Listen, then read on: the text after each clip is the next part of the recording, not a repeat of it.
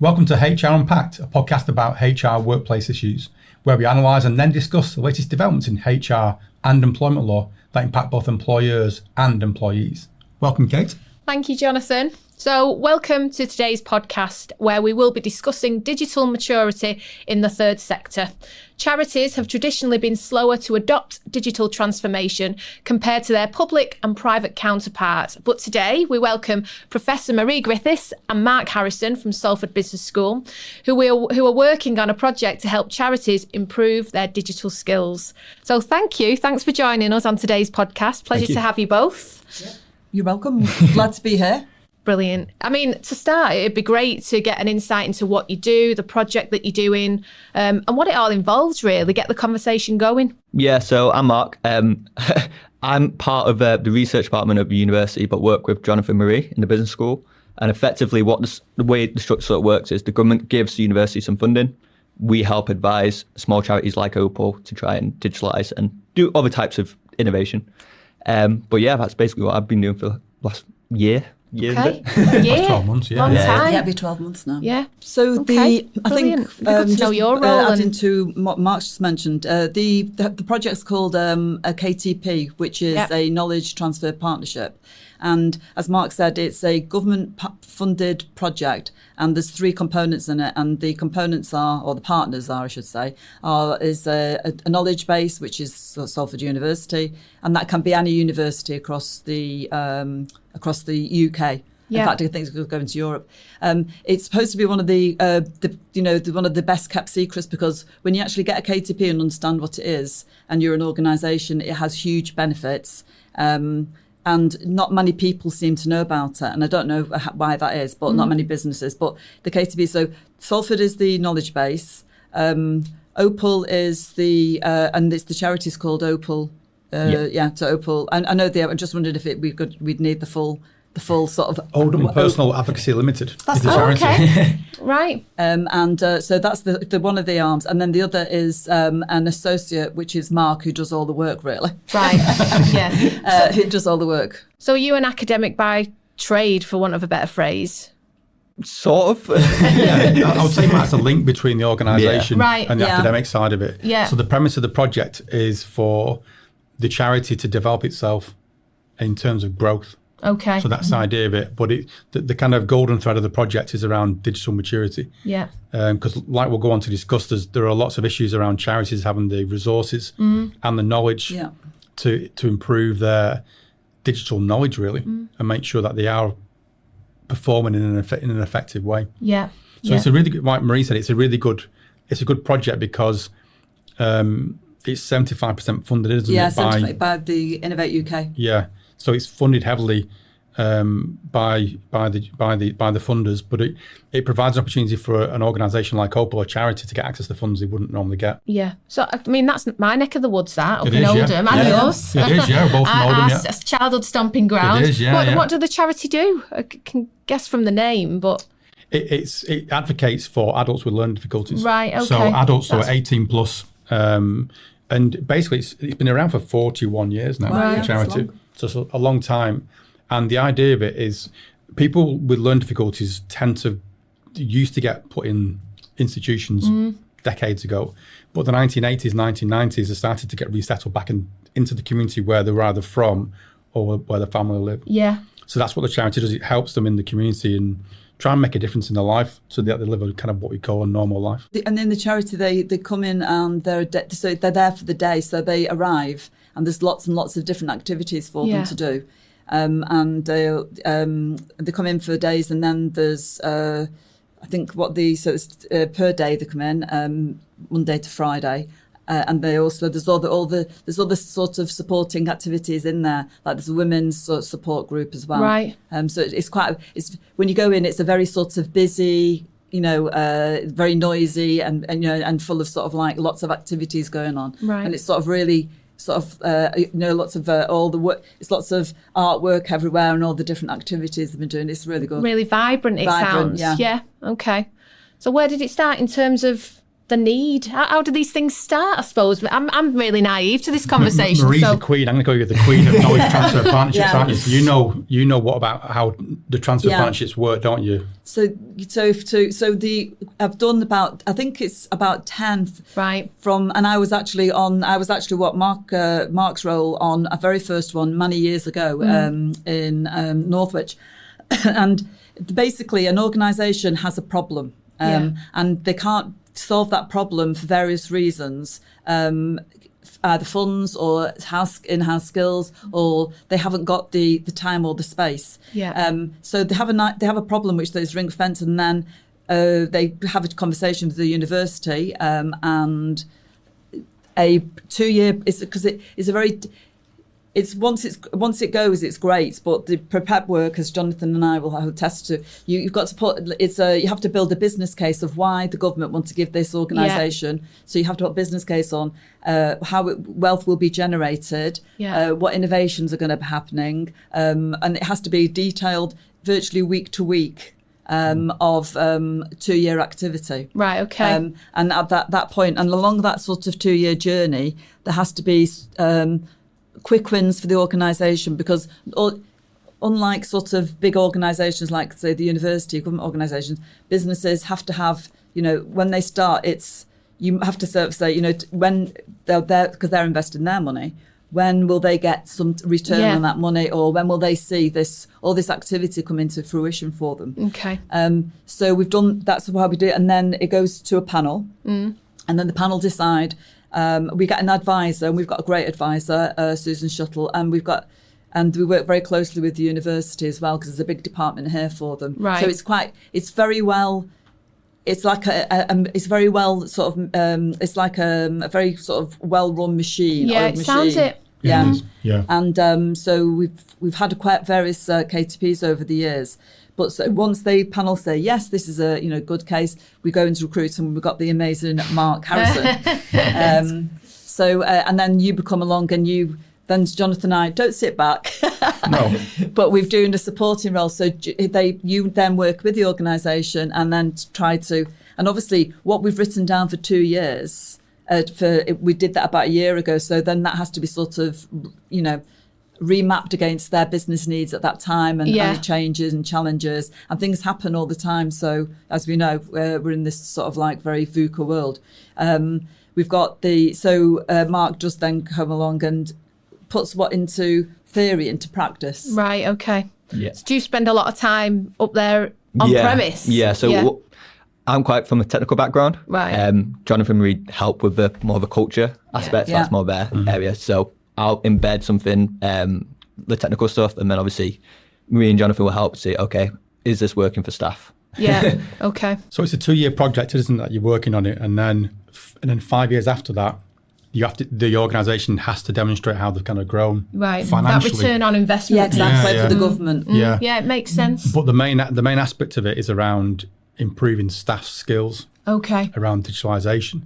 Do you want to talk about what kind of activities you've done and what challenges you've found when working with staff around digitalisation? So the biggest one, I guess it's just a natural human emotion, but just fear of change. Yeah. We don't know what this new change is, why it's being brought in necessarily. We don't understand how it's going to benefit. People quite cynical when they're working. Everyone is to a certain extent.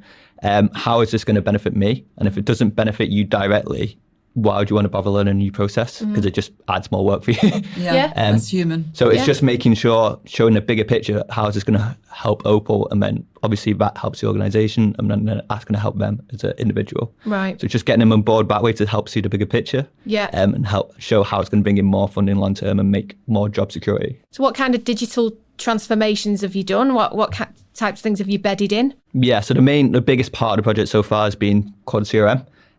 Originally, it was just a paper-based storage system of information. Right. So we've had it was pretty post-its and very much. Really? It's typical actually of quite a few charities, isn't it? Yeah, you're quite naive to it, aren't you? Because like the world, certainly I live in, it is also digitalised. You don't. maybe it's naivety on my part, but you don't think that organisations still function in that way? No, it was very paper-based, wasn't it? Yeah. Right. So, because when we had the idea about the project, staff would literally write things down from the very moment, the start of the day to the very end, they were writing stuff down. Right. And sometimes it was quite confidential stuff, wasn't it, as well? Yeah. Which would go into filing cabinets and it'd take them ages to get it out. You'd have to read it. Or get lost Issues or... with handwriting. Right. Yeah. And because it's a charity full of people, they're looking after people with vulnerable people. They've got all it's massive GDPR concerns in case things are just left behind. And it's, if you think about the staff and how dynamic it is in there, you might be dealing with a situation, or you might be sort of hosting, like making everyone do something. You get a phone call, write something down. Or somebody has an accident and you have to write all that down. It's very it's busy and it's a bit dynamic, and it's, and things Could be more fluid. Yeah, it could be more fluid. Yeah, okay. So do you want to talk about, you mentioned the CRM. Do you want to talk about what CRM is and what you've done? Yeah. So CRM stands for Customer Relationship Management. That's just a general sort of industry term for storing information about customers. Yeah. Obviously, it's service users in Opal's case. What we are looking to do, the main sort of issue I had when I first started is, like any business, budget is a big problem. Especially but even more, right now. Yeah. Yeah. But even more with a small charity like Opal, where the budget is thin. Yeah. So I have to think, we have a budget for the project, but I have to think what happens after that project's done, long term, how we're going to fund this. So I didn't want to set up a CRM system from a provider that's going to cost thousands and thousands, which is just financially unsustainable. Because that's going to get staff not on board. Yeah. Particularly from a management perspective. Yeah. So I created something called Power Apps, based CRM, and model-driven data app. So, which costs, I think, a year, 30 around that, £30 a year instead of... I usually say 30 grand, but it's actually 30 pounds. It's 36. I think it's 36. It's about that for the year. That's it? For the organisation, yeah. Right, wow. Because they've already got a Microsoft package. Microsoft 365. Right, okay. Yeah. And charities get, I think, is it how many did they get free? 10. 15? Is it to 15? Depends, depends what 15 part licenses for the actual CRM. So, you're a CRM 365 platform. Yeah, okay. So you've built on that, really, haven't you? Yeah. So that was a big decision to go down the Power Apps route. But we're obviously other providers like Charity Log, but again, their costs, I think that was about £3,500 a year. Right. So obviously we want to save as much as we can. But we're also, the good thing about Power Apps is it lets us experiment. So stuff like facial recognition, you can integrate with it. Right. Which obviously for the service users, being able to help support that independence, being able for them to be able to check themselves into the day service and that kind of thing, is stuff we're looking at exploring. Right. So what have you got? Have you got some kind of IT background then? Because I know you said earlier, you're the kind of technical brain on this. So my degree was business information technology, right, which is kind of a mixture of business management and computer science. Right, that makes sense for the project. Yeah. Okay, good. So in terms of the project then, what else have you developed apart from the CRM system to help the kind of workforce and the digitalisation? Yeah, so it's sort of like a two-pronged approach. One, helping staff with obviously stuff like the CRM, but also helping service users. So, for example, there's a blind service user getting used to using Alexa. So she asks it, what's the weather outside? Because obviously you can't look outside. So helping service users get used to technology and how it can improve their lives. Yeah. There's a lot of technology out there, which obviously because the staff don't necessarily know about it, they can't help bring to the service users. So just helping educate both the staff and the service users of what technology is out there and affordable, and helping hopefully create independence, but also from the government's perspective, more likely to be able to join the workforce if you can act independently. Putting you on the spot, Marie, what kind of digital skills do you think organisations need at the moment? Not just the voluntary sector, but... When you said, I'm quite surprised because you might be in sort of a bubble because you work for a larger organisation. Lots of sort of, if you go into lots of SMEs, they're probably sort of like run from dirty, great big unmanageable spreadsheets, Excel spreadsheets. Yeah. And there's a lot of sort of manual processes from going from you downloading one set of data to the other. So there's not, people have an imagination now that everyone's got these great digital skills and they've got and they're using their data, and it's all about the data now in organisations. And this is what Marc's, and you've almost, which has been great because you've almost come in because there's been no data silo. They're all stacked in paper in filing cabinets and in drawers. So you've been able to go from sort of bottom down, and then he's been able to sort of design this CRM. So immediately we're getting this data-driven data, because all the data had to be manually inputted, which has been a bit, or scanned in and things like that. So in comparison to most organisations, if you think about we've now got we're in the world of AI, and the universe, and to meet those needs. Again, sort of like to meet the needs, I'll just say what we've done. We've got now, we've just started a postgraduate in managing AI. Right. And that really is the front of it's not behind the screen, because we can go to computer science, and they're building the using model language, and they're building all the, they're building and developing AI. But really, there's a massive gap of managing AI. So say, for instance, you're an SME, how do you actually, and this is this thing called AI, how do you actually come and embed that into your organisation, so that embed that into your business model, and also what does your organisation need to be, what sort of situation before you can actually embed AI into that? Yeah.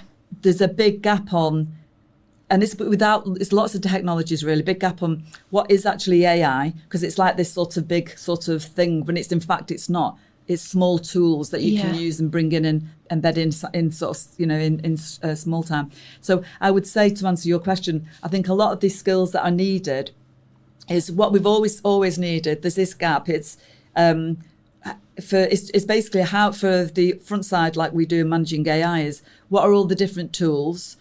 How can you see ChatGPT? How can I embed ChatGPT in a manageable situation, in a manageable way for my organisation? So that can be a tool for me to use. It might be, you might embed a new chatbot, so it can sort of use it for to answer sort of your customer questions, or you might embed lots and lots. Now is ChatGPT and all those different Gen AI tools are used for creating content. It's a marketer's dream, really. Yeah.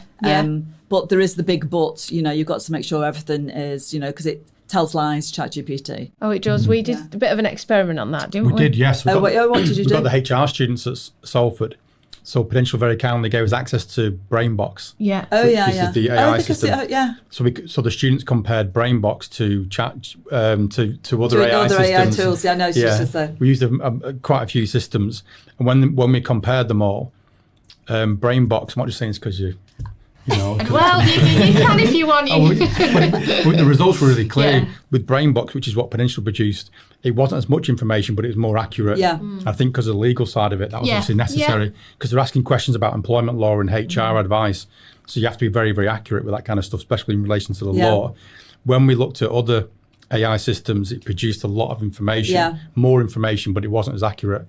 And you had to filter it. And also because you probably trained it train the brain, as we call it. So our content train team, the brain. Train the brain. Yeah, I like that, yeah. Our content team are literally populating it constantly with up-to-date, accurate legal information. And the challenge with other platforms is that you could get American returns. Oh God, and all sorts. So if the issue in hand is quite nuanced, you've just got to be really careful of your source. I also, to your point, I do think there's this big. Everyone's got to embrace AI. Most people don't even know what it is. No, exactly. So it's. I think we've all ran before we can walk, really. What is the business need? What's the solution to that? It might not go anywhere near AI. I think there's just this feeling that that's what we should be embracing. It's the new kid on the block. It's the hype. And I think if you just look down. If you just look back about 10 years or 15 years, there'll all be some bit of technology where. An SME business leader, I don't really know what that is, but I know that I want it, or I know that I should be looking at it, or I know it should be in my business models. Yeah. But they don't really, So, and again, it's the skills for. I've got here about the trustees for charities, but it's the business leaders really need to. They might not know how to actually do the job, or we get technical people like Marc will be in there, but.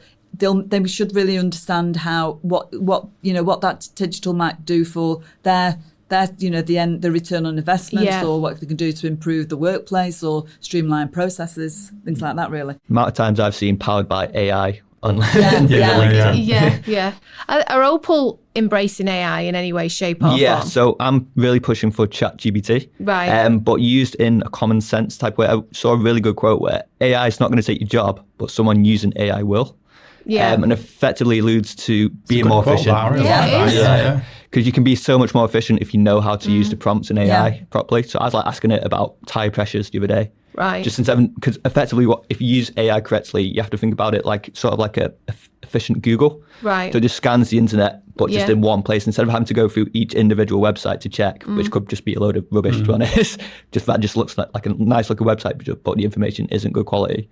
AI sort of condenses it. Well, it's brilliant now when you do a Google search. I very rarely go past the AI answer at the top, if I'm being honest. Yeah, it's good that. Yeah. Yeah, since ChatGPT, Google's got a bit panicky about losing their business. Yeah. But you've been looking at robots, haven't you, as well? Yeah. That's a kind of the enhanced side of things. Yeah, so you're also looking at adding assistive technology like voice recognition, that kind of thing, facial recognition, that you can integrate with systems like the CRM. At a really low cost. One thing I have noticed about the whole project is the amount of technology that is financially available, but small organisations just aren't using because they just don't have the skill set. And are they embracing it? Because I can imagine that was quite a tough gig to change those behaviours and get people initially, on board. again, it's that fear of not the unknown. Yeah. Definitely have concerns about when first mentioning what this technology is, definitely have concerns about what it was going to do. But as soon as you explain what it's going to use for and the benefits of it, staff definitely get more on board. And it's that habit, so, I think when they see the benefits, which is it's key, because when sort of, say for instance, we're in a scenario and they'll have to update a case file or they'll have to do something, it does mean instead of sort of like on a piece of paper or I'm doing it later, the idea is now that they'll update a live case note, which means then Michelle, the CEO, she'll be able to, before she'd have to come into the building to make sure, right, what's going on? Is there anything going on? Now she's like, gets a direct email. Freedom. She gets she gets direct email of, so and so's, not in today, or so this happened or something happened, and they'll have to so there is that sort of little sort of I'm up for doing it, but it takes a little bit of time. But then after a little bit of when all the data's in, they can see the benefit of it, and also they get faster. It becomes a normalised behaviour of you picking up an iPad and updating the record. Whereas before, and it just takes that sort of time, and that's what we've been doing. So Jonathan and I, and it's part of the KTP anyways. We've gone in and we're all about the people. So it's you go in. So if you don't bring the people along on the Annie journey, you probably know that yourself, obviously. So we've gone in and we've included the staff. We've done sort of communications staff. You're there all the time. He's called Mr. Computer Man. And also we've talked to the client services about that and sort of bringing everyone along. And straight away, when you do actually sort of see, you can see people's faces sort of, like what is all this, and then you're like, just trying to sort of, it's not this or it's that, and you bring them on and just keep chatting and speak, Yeah, we held some focus groups with the staff and then with the service users, and I was quite surprised with some of the staff. This is how basic we've had to go, and I hate saying the word basic, but to reiterate some of the skill sets that's required within organisations. Some staff members didn't really know how to use Word. Right, really? Or didn't really appreciate how Word could be used with the service users. And service users now, they've all got different levels of abilities, mild, moderate and severe. And a lot of the service users can use Microsoft software, can't they? They're using social media more. Right. And people don't really understand that they can use it and they want to use it more and more as well. So that's why that was a good sort of finding, because when you were sort of sat around, they were actually sort of very active and They really said, I've got a Spotify playlist. He's got his iPads. Marc's got some iPads, and they said, can I play my Spotify playlist on it? Right. And I would never have thought, a lot of the service users would be able to understand what that is or actually have one. Right, yeah. But as soon as you scratch the surface, it's amazing what you find out. Yeah, and what trickles down, because we were asking about AI and, shouldn't say names, but some of them were very fluent and had a very good definition of what AI was, as much as the staff were really. Yeah, we've definitely found that out on a few client service users. Yeah, I think it's definitely a generational thing too. Definitely some of the younger service users were much more in tune with it. I know from even when I was at school and stuff. Honestly, when I'm ever doing anything on my computer or anything, the kids steal it off me and go, for goodness sake, let me do it, because they do it so much quicker. Like a So, dinosaur. the generational thing, the way it's moved over the past few years is But I think massive. it's also important from an organisational perspective that Opal keeps up with that. Yeah. Because I absolutely. do quite a lot of work with mobile app development. Okay. And we're looking at that, and 73% of people use mobile banking apps now Yeah. as their primary source of banking. So imagine if you're a bank and you decided you're not going to give your customers an app. Yeah. You're not going to last. You're going to lose a lot of customers very fast, because you have to acknowledge change is going to happen whether your staff necessarily like it. Yeah. And then, you got to make sure that you give your customers what you want, or service users in Opal's case. What kind of things have you noted down as return on investment measurements? How are you going to assess what success looks like? It's a tricky one in the sense that it's not necessarily a financial thing that we do at Opal. Yeah. A lot is, are we making the service users' lives better effectively? Are they being more independent? Like a sentiment gauge. Yeah. Right. Yeah. There's some financial and I guess quantitative. For example, we did a stop test to see, I think it was, the average was just under 30 seconds faster. Right. So we did staff had to find an email address, a postal address for a service user in a paper file. I think that took about average 50 seconds. On the CRM, it took just under about 30. Okay. So System streamlining. Yeah, And you have to probably get into the office to go find the paperwork, things like that, so they're probably under lock and key. So it's all that really. Yeah. There was two quantifiable. One of the outputs was the two kind of quantifiable ones we can talk about was the increase in staff time in supporting the service users. So once all the systems are put in place, it's about 60%, isn't it, of time saved doing administration being spent on looking after the service users, which means the organisation can then have more service users in the organisation, which means more income for the organisation. Yeah. And it was also an increase in actual turnover. So the things that Marc's implemented, and he has been amazing over the last 12 months, the CEO, Michelle, has been able to network more and go out and do more funding bids. Right. And in the first year, the turnover was increased by 30%. Okay. So that's really those good. are the two direct, that's tangible outputs. and because a big part of it was because it's very labour intensive because of the pay. If you imagine you pulling together the annual report, for that would take, I'd say, weeks to do this, because it would be gathering all the data, obviously of anything and of all the staff time, client users, or and mapping all against that, and then but now because of the data is it's just drawing on the data. It's all at fingertips now. Right. She used to also having that sort of having to be present all the time. Yeah. Is quite sort of tying so that's why she was allowed that. Limiting. And also having just that having that sort of space, that sort of blue space really to sort of like start thinking strategically, and she's gained that as well, which is, I think that's priceless. Brilliant. Really. Yeah, it is. And as well, when working habits have changed, I mean, at Peninsula, probably 10% of our demand pre-COVID was outside of core hours, 8 till 6.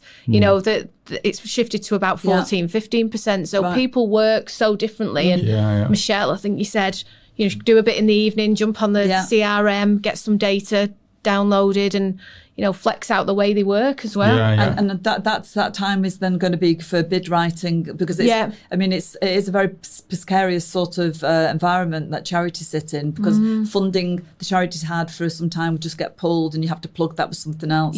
And also this is part of the business case for this KTP as well.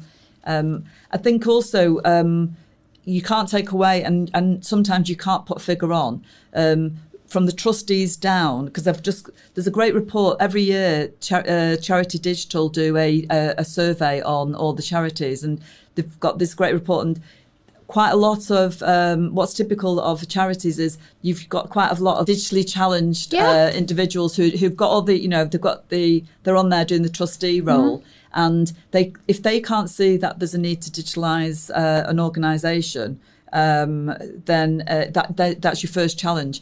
So you've presented to the board, numerous times, and they've all been brought to the party. I'm not saying that they're digitally challenged or anything, but it's from top down all the way through that we've tried to make an impact, and it's a trickle effect, and it's this digital maturity we go back to, and it's changing that digital mindset to, rather than here's a piece of technology, let me try, how will that fit in? It's how will digital help me? Immediately your first thought really should be the digital, the staff and the team's fault. Okay, I've got, how will I streamline that? Or it's a digital sort of maturity. Yeah. And you can almost see that now after a year, because this minute you see you're the computer man, you're the digital person. But you can see straight away that, he's in here, streamlining and doing something, and they're along with that. There's a whole journey, the whole transformation piece going on, really. Yeah. From top to bottom, really. I bet it's really interesting for you. Have you enjoyed it? Yeah. It's obviously there's some difficult aspects, and obviously trying to find a CRM that's affordable, but also that staff are going to use. It's that balance of creating a product that, again, financially viable, but also that isn't too limiting. Nice and simple though as well. Yeah. You need, don't you, in any system? Well, it's been really, really interesting to see. It's the first organisation I've ever come across that has zero sort of digital infrastructure. So starting from the ground up, I guess, was really quite interesting. Yeah, great. And you've done really a big job of any time you've when you're doing prototyping and things like that. Throw that out to the team. Yeah, you agile. So you're bringing in comments and trying to, if somebody goes, look, I really can't see that, or why is the book? Because a lot of it is like little things like, the date's the American date. So and you probably go, right, okay, yeah, that's easy to change. But for you, that's not that big a deal. But for somebody else who's like, a bit nervous around it as well. Exactly. Yeah. But it's great for charities, because charities, whether you like it or not, they have to operate like businesses now. Yeah. The nature of funding's completely changed, because I've been involved with Opal 27 years now. Yeah. And I remember it was always funding from the local authority or from the National Lottery, and it'd fund a project for 1, 2, maybe 3 years, and you'd have to look for funding all the time. But now, now a lot of the service users get money from the local authority or from whatever source it is directly to them. Then they spend the money on what they want, it's independent living. So they will actually say, I want to go to Opal, and pay the money. So Opal and other charities have to operate like businesses now. And I think charities don't have that infrastructure. And me and Marie wrote a conference paper, and we found, I'm going to read it out because it's quite a big paragraph. Go on, Jonathan. But it's from the European Fundraising Association. And it found that not-for-profits in Europe, they found that half of the charities surveyed said they had struggled to reach beneficiaries or deliver services amid lockdown. This is obviously COVID. And 6 out of 10 saw shrinking revenue during the pandemic. And that kind of continued. Yeah. So I think the pandemic, like most things, it really highlighted the necessity for charities to operate in different ways. Because Opal and other charities did suffer. I know they did through the pandemic. Yeah, and any fractures or if they've got any frailties, it had highlighted it all, especially. But because there's lots of stats, but typically, across from all the way down, if you're in a charity, you've come probably maybe from a nursing background, not in the charities in this the social care charity. You come from a nurse background or a social care background, and digital isn't your sort of working world. So it's that jump. So then if you come in there and you're not that digitally sort of mature, I mean, so you're learning all these different skills as well as the whole team. The KTPs, I know we've spoken about it, haven't we? And Peninsula and opportunities. If someone's listening today and they think that sounds really good, how do SMEs, charities throw the hat in the ring, get involved in these things? How does it all work? When you can just every single university, I mean, contact us here at Salford Business School. But every single university usually has a KTP office. Right. Okay. And within the and we all have different sorts of, so say for instance in Manchester you've got MMU, you've got Manchester University, you've got us, so they'll all have a KTP office. We've got a very strong bond with SMEs because that's sort of Salford's one of Salford's USPs. So but if you just contact you just go on the website and you'll see KTPs. Right. There's loads of information as well on the government websites as well about KTPs that get funded. Because it just seems I don't run my own. We work with SMEs at Peninsula, thousands of them. But for me, if I was running an SME and I could see a gap and that needed filling, I'd be straight onto you to. They are great. Sounds like a great initiative. It's a great initiative. 50 years old. 50 years old this year it is. Really? Yeah. They are great because if you take Opal as an example, so it took about 9 months, didn't it, from very start talking about it to actually be allocated or awarded the partnership. you have to do a 2-year plan, which is the project, which is what Marc works on. Then there's a 5-year afterlife of the project. Okay. So in Opal's case, the revenue is going to be after 7 years. It'll be an increase of 250,000. Right. Yeah, which is turnover a year. forecasted for. Okay. That's the forecast after 7 years, because it has to demonstrate that type of thing. But for me, it was around the kind of collaborative nature of it. Yeah. Because you've got an organisation like the charity, you've got the academics Yeah. who I always talk about the theoretical side of Yeah, stuff. That's what we yeah. provide, isn't it? Then you've got the kind of technical expertise. It's a fantastic way of bringing everything together. Covers all angles of it, doesn't it? It does, yeah. And would you guys tend to work with organisations in the Northwest, or is it a UK thing? It's a UK thing. I mean, we've currently got one with Greater Manchester Combined Authority. So it's not just that. We also just recently finished one with the Greater Manchester Chamber of Commerce. Right. So it is quite sort of a broad brush of where UKTP sit in. Typically, it is within an SME. Yeah. Because I've worked with quite a lot, telecom people, IT sort of, and it doesn't necessarily have to be technology, but ultimately technology is involved in every business now. But it can be across the board, really. Right. So lots of them sit in sciences where you might get a widget, you might adopt that widget or adapt it, and then you'll and increase sort of these type of things. So the business schools are usually about business strategies or marketing strategies and or digital transformation is the big one for us, really. But yeah, you can.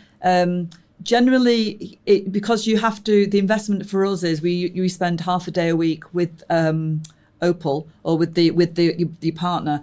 So you are going to be quite challenged to doing that if you are a distance away. Yeah, and that's And also you've got you've got to see you've got to meet up quite regularly. Yeah. I have done one quite far away, and it's you're driving quite a lot because you have to do that sort of Penrith, I think, was the furthest one. Right, okay. Yeah. It helps knowing the organisation as well. Yeah, it does. Because obviously I knew Opal, and then you have to recruit in the right way. It's like recruitment with everything. And I'm going to embarrass Marc a little bit here. When we recruited Marc, the shortlisting process was to come into Opal, into called the drop-in, and meet the service users, the client group. Right. And you could tell straight away, because the person that we needed needs to understand how the client group communicated and had that empathy for them. And the KTP allowed us to do that, is to recruit in the right way, didn't they? Because it's key that having the right person. It's key, absolutely key to have the right person. And I think when you on your that was a natural. Then when you went in for the sort of like the open day. Yeah. It was immediate who would fit in. It's quite a big thing to walk into a drop-in full of people with learning difficulties. It's noisy, it's quite noisy, sort of, and the characters, and and the very, they'll come up to you and talk to you straight away, and you need somebody who's able to have that empathy with the client group. Yeah, my aunt, actually, my mum's sister's got special needs, and you can see it's interesting. Some people just feel a little difficult around her, but some people clearly, like yourself, Marc, feel quite natural and comfortable with it. So I get that. You've got to get the right person. So. What we've talked about the current skills and digital skills at the moment. What skills do you think in the future do you think organisations might need? I think we'll always need problem solving skills. This is what and also if this is the kind of our message from, because we do a lot of postgraduate and undergraduate teaching, and it's what is always the things that you come is looking at sort of and a lot of it's theoretically underpinned, but looking at the being able to critique people, and it's all those classic sort of skills. I think still is people, no matter what technologies you come along, people are always at the heart of every organisation. So it's having that empathy, it's having that sort of, I think. Communication, all those soft skills are still vitally important. The soft skills, the listening skills, going into an organisation. Lots of organisations just buy pieces of tech and then put in and there's no sort of conversations. It's having that empathy, it's having those people skills. Technologies will come and they'll change and they'll adapt, and the people will still be there no matter what sort of the how AI will come and take all our jobs. It'll come and take all our jobs, but it'll also create a lot of new jobs as well. Change jobs. Change jobs. Yeah. I'm always surprised at often when you speak to business leaders, they're not as creative as I would imagine well, as I know you've got to be. Yeah. I mean, I don't know whether it's just I've been brought up in a certain world, but if I see something, I can find the gaps immediately and find ways to plug them. But I don't think a lot of business leaders have got that creative eye. They just stick to the process and carry on. And does that make sense? Yeah, I know what you mean. Yeah. I think if it's not broken, don't sort of fix it type of thing. Whereas like, you don't break, and then sooner or later that product or service will, if you're not looking this, and it's against this sort of horizon scanning, what's out there coming along. Good term for it, and good and also changing that business model. I mean, I would be fearful of being a business owner now in this, in this very complex world we're living in now. We haven't even really we haven't even sort of like, or sort of got around Brexit yet. And now we've got all this new sort of geopolitical sort of situation going on. It must be frightening. I know, I can't even imagine if it's your own business and, feeding your kids from your own business and how that must feel. Yeah. So I think all those skills will be, always stay on the top of this, if we have sort of certain skills, and certain technologies to make sure that all those you're aware of having those typical skills. But in a business school, we do teach quite a bit of tech in our sort of area. But a lot of it is how to manage things and how to be, business models, strategies, and I think problem solving, critiquing things, and seeing those gaps as well. Yeah, definitely. Yeah. One of the main reasons I didn't do computer science is because the amount of times I've seen like products and stuff which are great products, but they're just not relevant in real world. Like no point to them. So having that sort of like business mindset component to a computer science degree I found really useful. But I'd say one of the main points I've sort of come across like working with Opal and stuff is quite a good analogy is a washing machine. Right. So when people start washing dishes and think, we're scared about this new washing machine that's come in, but all it does, it means it just feeds your time up. That will do your job for you, but you can go off and be more efficient with your time. Yeah. So it's nothing to be scared of. It just means this will help you free up your time and do something else. You've got to know how to program and load it though. Exactly, Can you teach my husband that? No, it's true. It's a nice analogy that, isn't it? Yeah, it is good, So how do you keep up to date with technology then? What's your kind of tips for? Maybe a generational thing, but YouTube actually. Right. Yeah. That's where I sort of get all my news from. A little bit of LinkedIn, but Reddit, that kind of places. Right. But yeah, I'd say YouTube's probably my most prominent. Do you have subscriptions? Or do you get these subscriptions, but do you actually read them? I'm like, I'll subscribe to that, but I don't. You can get information overload, can't you? Yeah. And there's a lot of misinformation and stuff too, to be fair. But yeah, I'd say YouTube is probably... YouTube, I'm not a big YouTuber. No, probably a generational thing. No, I think it is. YouTube's been around for a long time, Marc, though. No, but I mean, generally, for my like friendship group and stuff, that's where I would get news from. Yeah. I don't look at like BBC or anything. If I wanted to find out the news, I'd look at a YouTuber. A YouTuber? Yeah. Regurgitating news from where? Or making it up? Or just say the generational thing, fact checking. I just think they're a really good initiative. And I'll be honest, until we had our partnership with Salford, I'd not heard of knowledge transfer projects. And I just think they'd be, if the awareness out there amongst SMEs, that I think they'd be totally up for it. Yeah, I think they would, because it's quite a rigorous process. You have to kind of have that relationship with the organisation. Like I mentioned, it took 8 or 9 months to do the application and going through it all, and you have the advisor who actually has to kind of rubber stamp it going to the funders, and then they have to look at it as well. So it's a really rigorous process. But I think if organisations understood it, and there is that tangible return on investment, a lot more would kind of go for it, really. Yeah, in normal, charities get 75% funded, normal business get 50-50. Okay. But generally, after the 2 years, which might not happen for Marc, but in generally, and most charities, because it'd be employing just an IT person wouldn't be sort of, but the amount of skills you'll get from that. But generally, most KTP associates they're kept on and they sort of work in the organisation. In fact, every single one I've worked on. That's interesting. Because they become KTP associates are change agents, so they sort of paratrooping, parachuting, and then starts lots of change. So that all has to be managed well. But once that change happens, there's lots of, if you pull that, the idea is.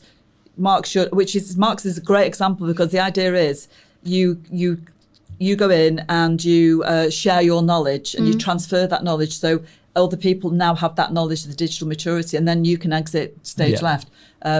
but generally they keep the person to keep doing that. Yeah, Generally, indispensable. Yeah, absolutely. If you could choose any KTP in any organisation, well, maybe not the organisation, we probably shouldn't do that, but any KTP, what would you want to do?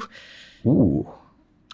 I quite like facial recognition stuff, to be honest. Okay. I find that quite interesting. But particularly, I'm excited to see where it goes with Opal too, to be honest, because I don't know how inclusive it is. I want to see if it caters for people, for example, because it uses quite a retina in your eye. Right. I want to see if it does cater for people with. Oh, that's interesting. LDs, Yeah. You have been looking at it though, haven't you? Yeah, Looking at yeah, that facial you've been- recognition. Yeah. Just do it, Mark. Yeah. I think it's also, you've got a great platform because you're looking at assistive tech. So the facial recognition you're talking about is where they come in and then it'll be instead of doing a paper register, it's all about, so they'll get facially recognised or audio or and then, but you can do little mini prototypes. Yeah, definitely. People always get this misconception like you treat it like the Pentagon. It's not like that. Yeah. It's basically, there's pictures of yourself on your own phone. Yeah. So all it does is the person in front of a camera matching that on your phone. I always wonder how it knows me when I've got my glasses on and off. I'm going to catch this thing out. And I'm sure one of my sisters, you can put your face on there, and I'm sure she'd be able to open my phone.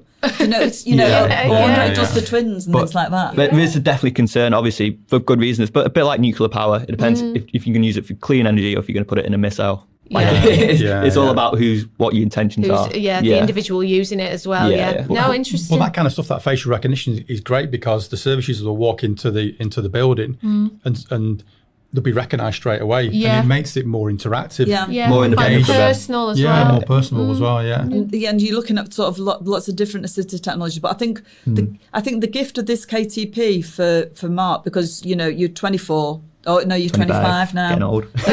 You're a quarter of a century now. So if you think about somebody like a developer or, you've been developing with a very unusual group of business groups. So with people who are, like you've got visually impaired, or the vulnerable can't speak, can't read and things like that. So you'll have a very different insight into a typical, if you were in a typical SME, they'd all have they'd have no sort of disabilities. Whereas now you've got a whole new sort of perspective on developing tech, and also the skill base for the staff was, again, there's sharing documents and things like that was like an unknown to them as well, things like that. So you've got a great sort of perspective, like a whole 360 view of different sorts of views of a typical developer or a typical user, really. Definitely one of the best parts of KTP for me is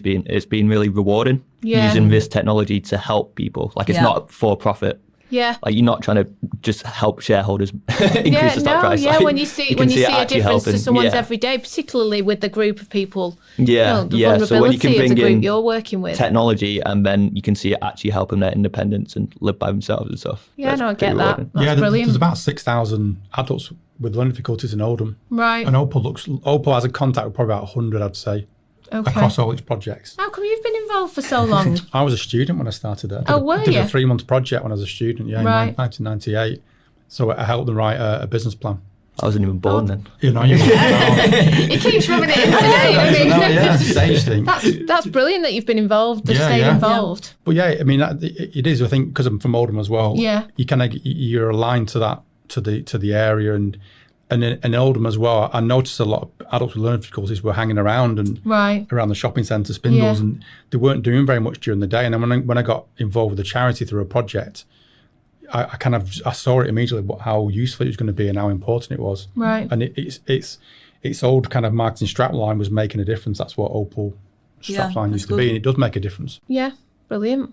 Well, it certainly educated me because I didn't really understand the whole premise of the project, but I certainly think it's something I will mention if I'm dealing with an SME or, a charity, because I do a few things in Oldham as well, where I've mentioned about what the whole premise is, because I think it's brilliant. It is. It's a great project. It's, like you say, very rewarding. And I think we're only a year in, but you've completely transformed. The organisation I would say, hand on heart, it has actually been transformed. Because Yeah. if the very heart now is the CRM you've developed, and everyone's working differently. Yeah. I'm probably not realising they're working differently, which is key, really. Yeah, I've definitely Easy. noticed people's skills, like being able to use a laptop and stuff without having to ask me anymore. Just stuff like that. One final question from me, and you may not do this, and I get it if you don't, but when you finish the project, do you do kind of a write-up of some sorts that any other organisations in a similar scenario could take and learn from? I'm just thinking the Believe so. journey you've been on Yeah. is I such think we do, don't we? a We're good doing story. conference papers and Yeah, things. so this is why it's great, because for myself and Marie, we've written a conference paper already about what the case study is about. We then write another paper, journal paper, about how the project has gone. So that'll be out there in the public domain. Right.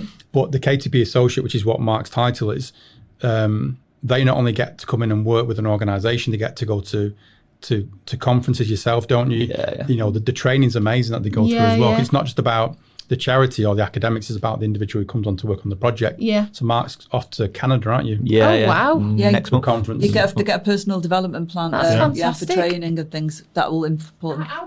That's brilliant. But I think they all get there's a case study at the end.